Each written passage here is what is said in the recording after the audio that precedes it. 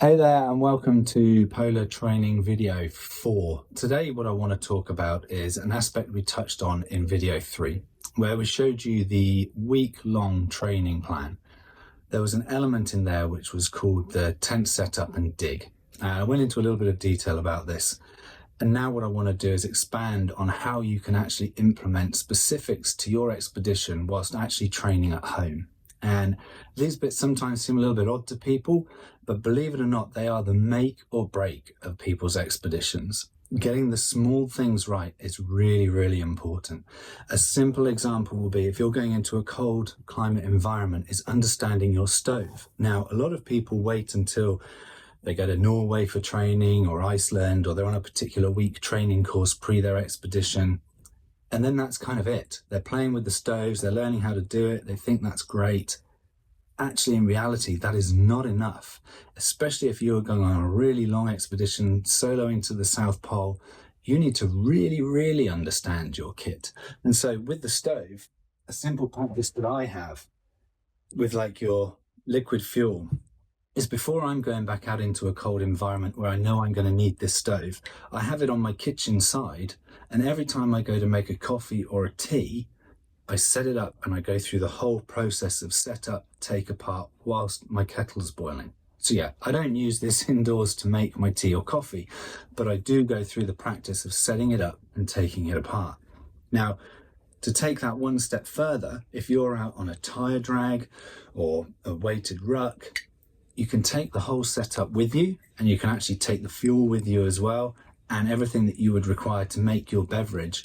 And I would feature into that training session, say it's a 2-hour tire drag, you'll have 5 times where you are going to stop, build your stove, boil your water, pack your stove down, and then carry on.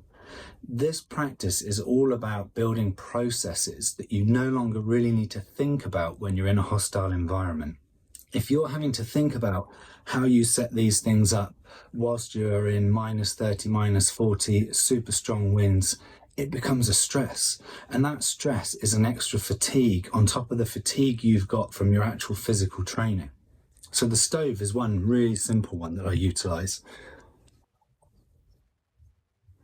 There's other ones that if you go into the mountains, and you're not always into the mountains and there's certain knots or tying or glacial travel, which again relates to polar situations, is I take a piece of rope and I'll just have it on my staircase. So every time I go up or down the stairs, I tie a knot. I know these things, a lot of people go, oh wow, well, that's really simple. Yeah, it is really simple, but people don't do it. People neglect it. They wait until they're in the environment in which to actually practice these things. You don't have that luxury. Trust me. If you want to have a successful expedition, all of these little skills, these nuances around your expedition can be practiced sat in your living room. Some of them can be sat at your desk at work when you've got a 10-minute break. You find ways in which to hone these skills, and it's super, super important because it's not just about being super fit, being super strong, even having a really strong mindset. Having a process that you can lean on and don't have to think about. There's other ones that you can do where you don't have the kit, which is visualization. So if you don't have a tent to build, then you can visualize your tent. And when you are visualizing that tent, you want to be saying to yourself where you are putting everything in that tent. So think about the size of the tent, think about the space that you take with your mat and your bag. Okay, so where are the things that you need and you value? You're going to need to charge certain power items, whether it's GPS or phones. Okay, where are you going to keep your cables? Where are you going to keep power bank?